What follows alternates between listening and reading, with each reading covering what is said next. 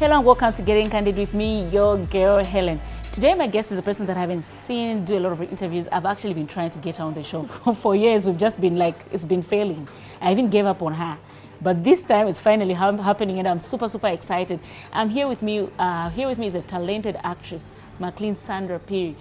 Sandra, she's actually known as Sandra from Pali, but Sandra is actually her real name. Join me on the other side as I chat with Maclean.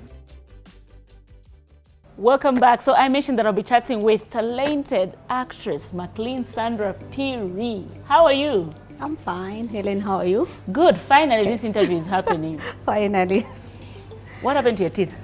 So I'm trying to fix them. To make them straight? Yes, because they were growing outwards. So I'm trying to fix them. I've been trying to fix them actually for years.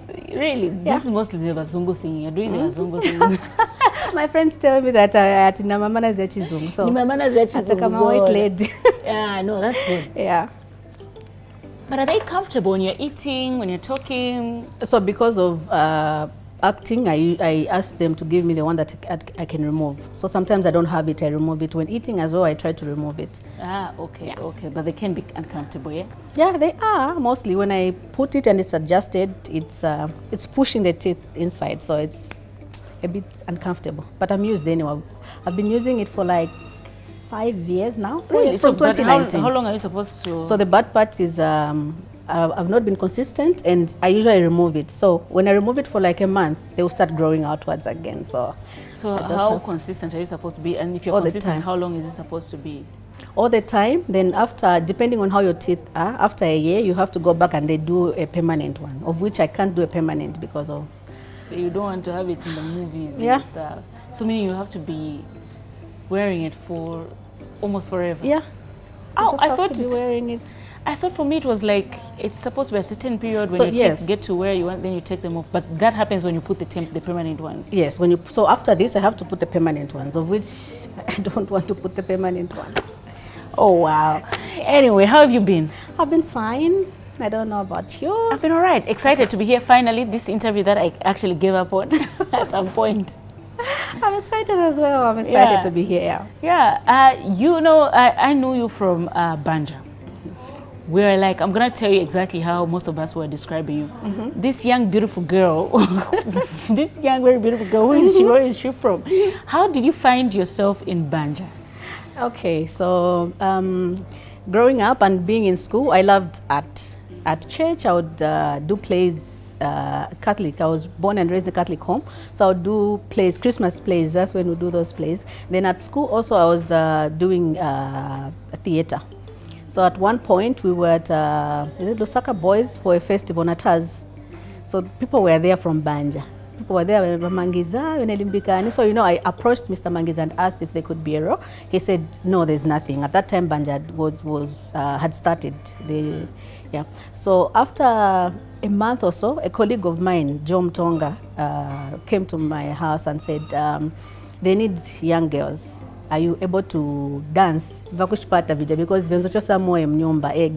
so I said, I can try, though I don't know much, but I'll try. So he said, okay, come, I'll take you where we're doing it from. So that's how I went. My audition was an actual scene, actually. So they gave me an actual scene where I was doing someone's hair. So I did that, and it aired, I think that same night. Then they got good feedback. Nice. After that, they said, okay, we can still utilize you. So that's how the role of Mayawase grew. Nice. How did that feel? Because you were still in high school, yeah? Yes. What grade were you doing that time? I was in grade 12. How did that feel, and how did the reaction from your friends at school? Because Banja was a big thing, so obviously a lot of your classmates watched you on TV. How was it for you? It was nice. It was exciting. Growing up, where when you're walking in Matero, kids are following you. They're busy shouting, It was exciting. It was quite a nice thing. And even at school, I was mostly given as an example. Be like her, be like her. So it was quite an amazing thing. I always feel pressure. I don't know about you, but I always feel pressure when people are using you as an example so much. You kind of feel like you have certain shoes to fit, and there's a certain way you have to behave. Yes. You have to prove a certain point. You don't want to prove the people that are giving you as an example wrong. Yes. Wasn't that giving you pressure when you're in school? Because it means you have to do your best in school. You have to be your best behavior. Also perform well in your acting career. you didn't feel that kind of pressure? I didn't feel that much pressure because I was already doing well in school, and it was just exciting for me. You know, I was quite young. It was like more of a show off for me. You know, it's different now. Yes. Then it was like, okay, it's me. You know. So it was not much pressure. It was actually exciting for me. Were your parents comfortable with you being casted permanently in Banja? Yes, they were. They were very supportive. But one person was not comfortable. Me being there all the time was Maclean Phiri. She would always chase me. Man, I'm going to school. This is just acting. She would push me, and I appreciate her for that. She would push me. She would say, "Mwe ni acting tiala inkoya niko school." So it was that time I felt like this woman, maybe she's just jealous because I'm young and I'm good at this thing. But then I realized that it was a good thing that she was doing, pushing me. It made me push harder in school. And sometimes she would tell the writers to stop writing for me. And then, because we were not shooting during weekends, it was like more like a full-time job, and we were getting paid. And you have to go to school. Yes, and I have to go to school. How was it getting paid while you're in high school? It was good. You know what we were doing with the money, me and Violet, because we were staying at my mom's house. When we get paid, we'd go to town. We go to town, we look for those people that are selling sausages with those trolleys, would buy. Would buy. Then the rest of the money, me personally, I would go and give people that are asking in town, those that beautiful. Yes. So that's what we used to do most. I can't remember what I did with that money. It was mostly the sausages. It was mostly the sausages. That's what I remember, and giving. No, but at least you did something like giving, and that your mother didn't want to meddle into, because I think if my daughter started getting paid, I'll be like, can I manage your money here and there? No, they were not good. But of course, I would give them something at home, but mostly town sausages and giving people. Mostly. Okay. Did that change you? Maybe did it get to a point where maybe your parents started getting worried, like, oh, stardom is getting to your head, you're young, your behavior is changing, maybe your performance at school is affected? It didn't get anywhere like didn't. That? They would just encourage me to do good in school. They would encourage me to be a good person. They would encourage me to always help out, you know. Yeah. Your father is an artist. Was he actively acting while you were growing up? Is it him that you saw doing artistry and you thought, this is something that I would love to do? Okay, growing up, he did more of music. He was not into film. At that time, actually, when I was doing Banja, I was not into film. He was so much on the music side. He loves his guitar. Up to now, he loves it. So he was on the music side. I was the one that was just interested in the arts. I just loved it. Yeah. When he noticed that that's the direction you're taking, did he encourage it? What kind of words did he speak with you? He did. He encouraged me a lot. He said, you can do this, but first things first, school. Concentrate.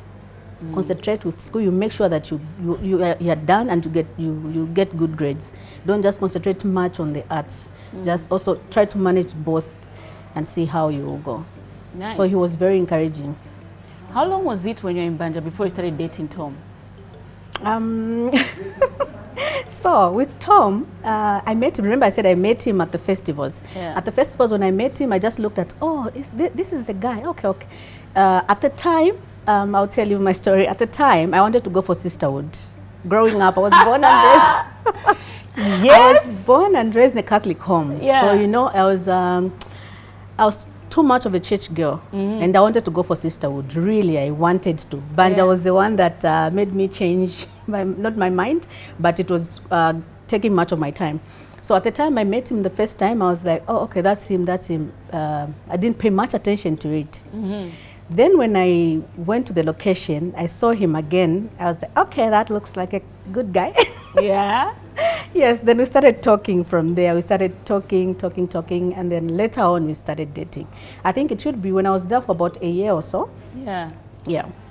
So Tom made somebody change their mind and they feel, you know, did you ever share with your parents that you would like to go for sisterhood? Yes, they knew. They agreed? They knew, yes. Really? I know a friend of mine who wanted to go, and the father was like, not in my house. I want to have a son-in-law. I want to have grandkids.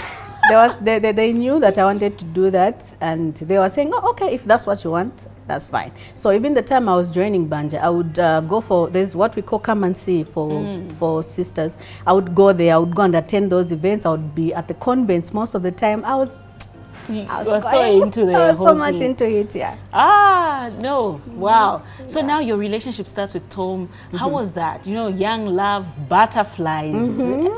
You, teenage love is always it was got butterflies. It was quite an amazing thing. It was nice. It was a nice thing. You know, he was my first boyfriend, and I was like, oh my God, this is nice. This is what I've been missing. Yeah. Yeah. So it was quite a good relationship. We were spending much of our time together, shooting and all. But he used to direct on Banja. When we were working, he never treated me as his girlfriend. He had to be a director. Automatically, yes. He would treat me as everybody else, and sometimes be hard on me. Then when we were off the sets, then our thing would go on. Yeah. How long after high school did you guys get married? 1 year. So you got married immediately after high Yes, school? I didn't go to university. Yeah. Yes. That I saw your wedding on TV. I saw it. So you guys danced a lot. I saw it was nice. It was beautiful. I could see that you guys were happy. How was marriage? You know, being young. Is it what you expected? Because I don't know, when you're young, especially being with the first love, you're imagining the butterflies that you are feeling in the relationship to still go on when you get married. Was it what it was? No. You know, I thought marriage is always all rosy. It's nice, as the relationship was, but it was a different case anyway. You know, when you're staying with somebody, you get to know them. You get to know them, like you know them. Not the knowing that we talk about when we're in a relationship, but you know, you get to know somebody when you're staying with them in the house. So I expected certain things that I thought were supposed to be like that, which were not. So it was a different kind of thing. Did you at any point, you know, you're interacting with friends that have dated a lot, maybe.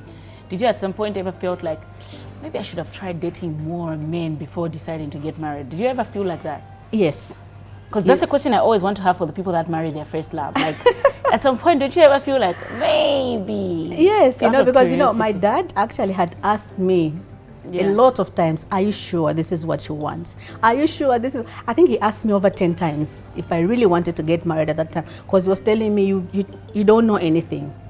So growing up now, and after my divorce, I realized, oh, that's what he meant, maybe. That I didn't know things. I was just some young, naive girl who is in love, and it was all nice. I thought, okay, this is heaven on earth. I'm here, I had reached anyway. I had reached, And then now things go wrong. Did you ever think you guys, like when things were going wrong, did you ever think, okay, we will not go through, this is definitely heading to a divorce? How did you get to that point, you guys? You know, several times would fight, sometimes about useless things. I had my own flaws, he had his own flaws. You know, mostly we were not agreeing on certain things.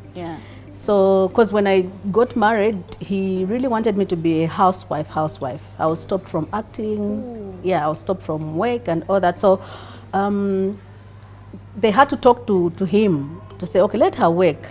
There's death, God forbid. What if you die today? How is she going to survive and all that and all that? So I was allowed, and I started work, and I started. So there were a lot of things that we fought about that were not also, like we were not resolving.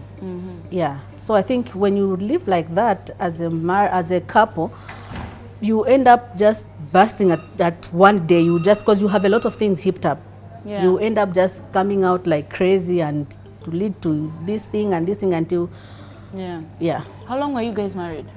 7 years. We were married for 7 years. years. Eventually you just felt eventually we said I got tired as well. I'm sure I got tired also. Eventually it couldn't work anymore.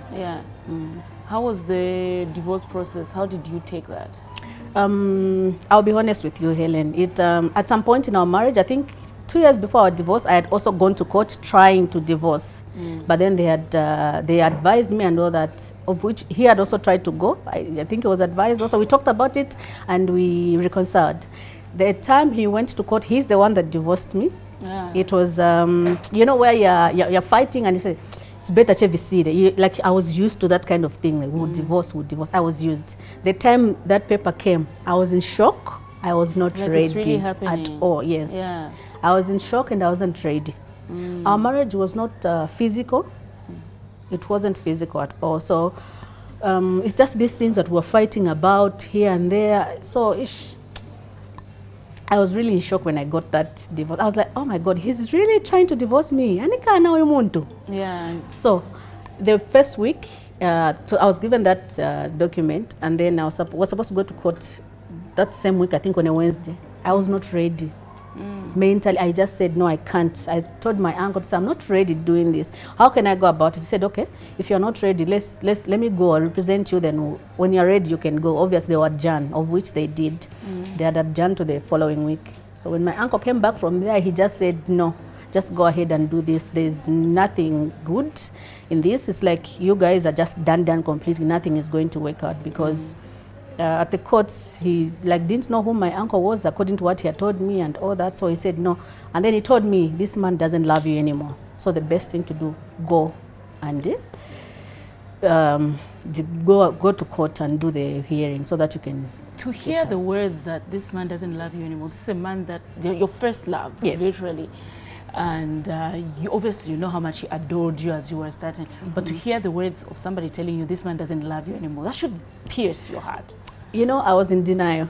I'll tell you, I was in denial. Just even after the divorce itself, I was still in denial. I was trying to be strong. I was trying to be all smiles, and I looked strong on the outside, but I was not okay really, because I was still in shock. You know, I was like, Tom, yeah, you know, that kind of thing. Yeah, so it took time for me to accept it. Really, I think it took years, not even just months. What else did you do? Did you try to go for therapy? People do different things, but how did you handle your pain?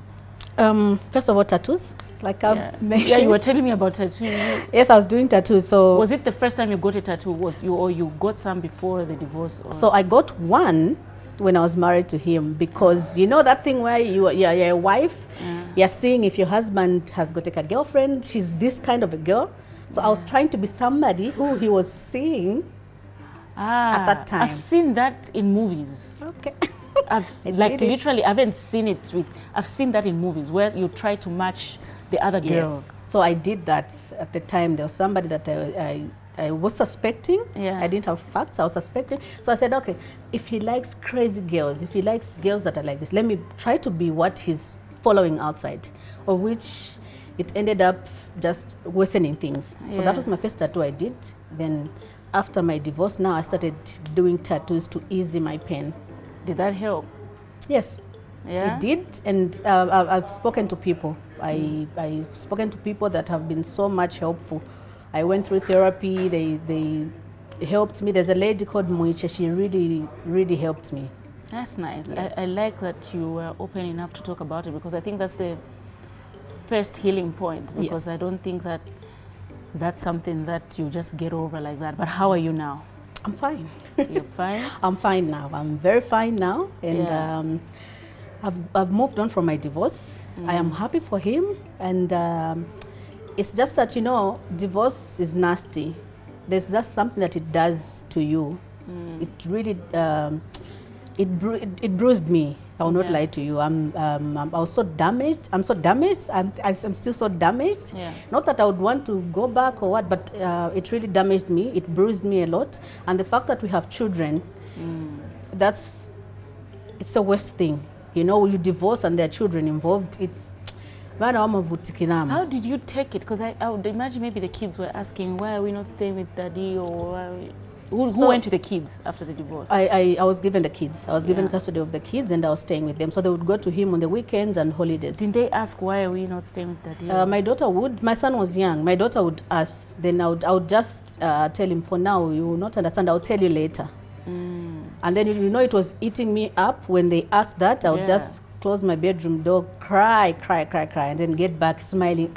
Okay, so I'll tell you later. Okay, I'll tell you, you know. Yeah. But then later on, when she grew up, I started explaining things to her.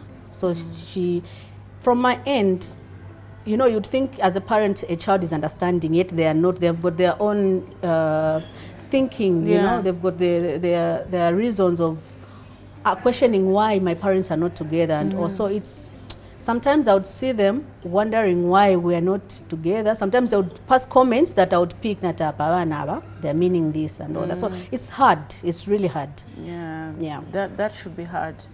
How are you now with Tom? Like, do you have a proper good relationship? Yes, for the sake yes. of the kids? I think the first years of our divorce were a bit rough. You know, I think both of us hadn't moved on, so tons of question amaning. But now we are very okay. We've been co-parenting very well. We've been co-parenting so well. I think for the last 3-4 years, we've been okay. We've set our boundaries. It's strictly children, and it's been working for us. That's nice. Have you tried to date after? How was it? Don't let me say if you tried.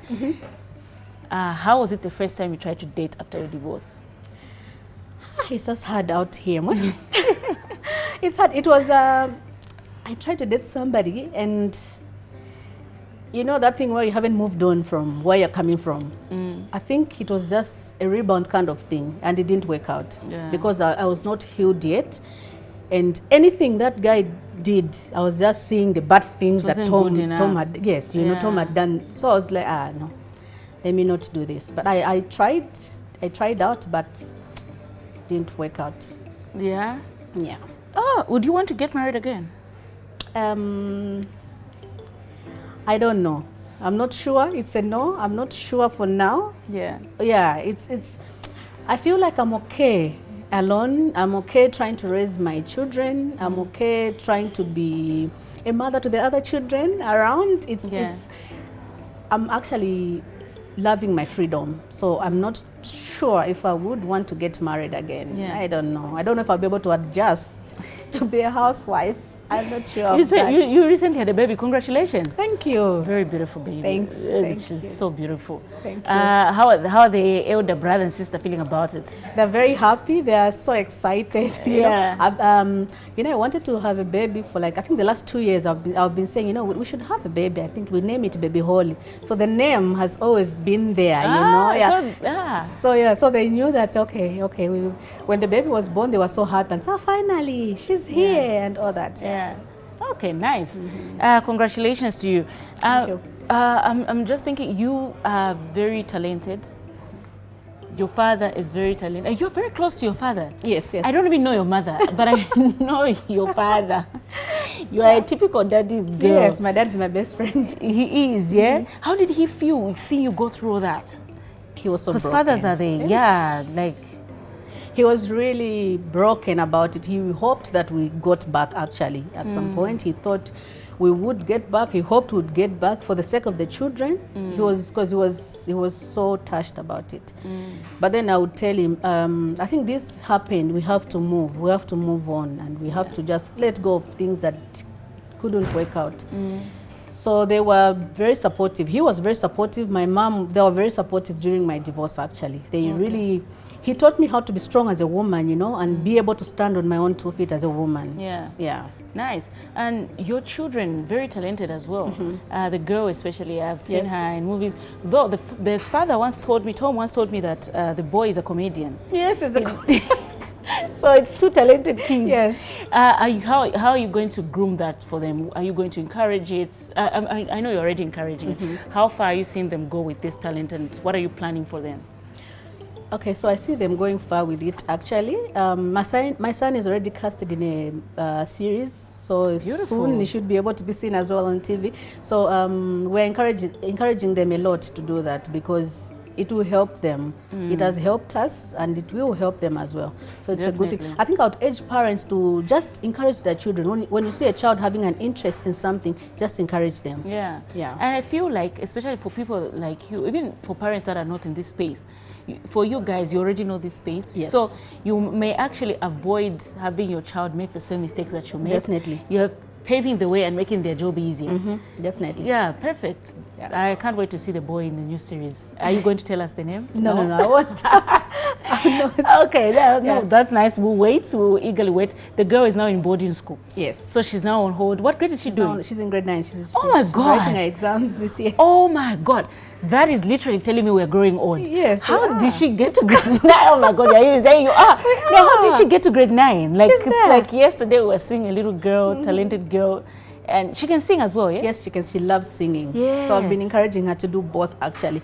With TV mostly, she would do it. She did a lot of adverts actually Yeah. growing up. Yeah. So when she's back, I'll encourage her to do more. Yeah. Yeah. No, that's nice. That is very nice. But I just can't believe that she's in She's grade. she's in grade 9. She's 13 now. Oh my God. That's 13 years ago. Oh my God. Wow. Yeah. Oh, you guys have worked. You're raising a teenager. That's Oh, cool. I actually saw when you posted that. When I say teenager, now I remember when you're saying I'm a mother officially to a teenager. Yes, she's actually taller than me. Ah, nice.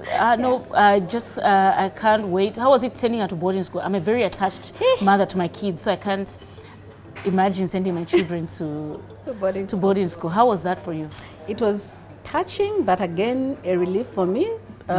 You know, I wanted her to grow. Yeah.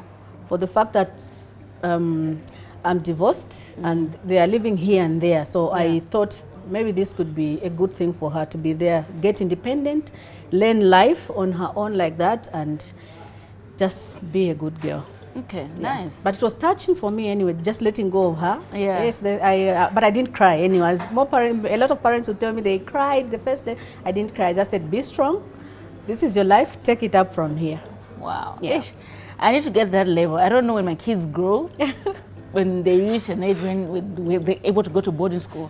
Yeah. I don't know how. We plan to take my son as well.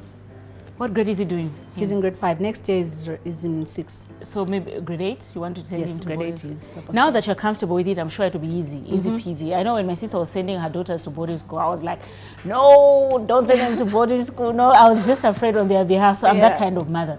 But I really admire you for that. How did you get a role in Pali? I know you're already talented, but how was it for you to get in Pali? Okay, Frank is my friend. Yeah. First of all, we were working together at Movie TV, so I kept on asking him, if there's a row, if there's a row, if there's a row. At first, he had told me about the story of Mpali itself, and he had told me that, okay, you might play the last wife, which was Tamara. Yes. So at the time we were starting Mpali, that's the year I divorced. And that same year, I got a job at Creso University. I was given a job and I was given free education. I was doing public health. So Frank said, no, go ahead and do this because we don't know, the outcome we don't know how this will come out. And then you've just divorced, you're just trying to pick up, so go to this. So that's how I went to Creso, and then they told me that they will give you another role that is more flexible for you. As you're working, you'll be able to come here. Yeah. So that's how the Sandra role came about. And I was given, I think it was a small role. Yes, also, yes. it grew because also I performed well. Yes, yes. Yeah. As expected. Beautiful. How is that going? How are you loving it? And how are you finding a balance? Because you have to work, you have to be a mother, and you have two jobs. Yes. You have to be an actress this side, you have to be a professional this side, and you have to be a mother. How are you managing the balance? I'm trying my best to manage, really. It's hectic. It's very hectic. I don't really rest. Yeah. So sometimes you'd find that I would go to work. If they tell me I'm shooting, I would go work half day. Dock off at 13, then go to the location, shoot. If I shoot fast, I would go back to the office. Oh my God. If I don't, I would just work the next day. I'm glad I have understanding bosses. Currently, I work for Texile American University. So my boss understands me, and they give me time to go and act. Tell me when you want to go this side, just inform me. That's so nice. they usually give me space to go and act. That's nice. On top of that, you have a foundation. Just tell us about that. Okay, so the foundation, basically we help out children in community schools and orphanages and just like communities. So when we were paid, we're not funded actually. So when self-funding. When we are paid, we put our monies together and just buy school necessities for children. We buy sanitary. I collect clothes, like I would post on my page. Today actually I made a post, I'm collecting stuff for the need. So I'd ask, and then people would give. People have really been helpful, they actually come through. So that's how we do it. When we raise those things, then we set up a date for a visit.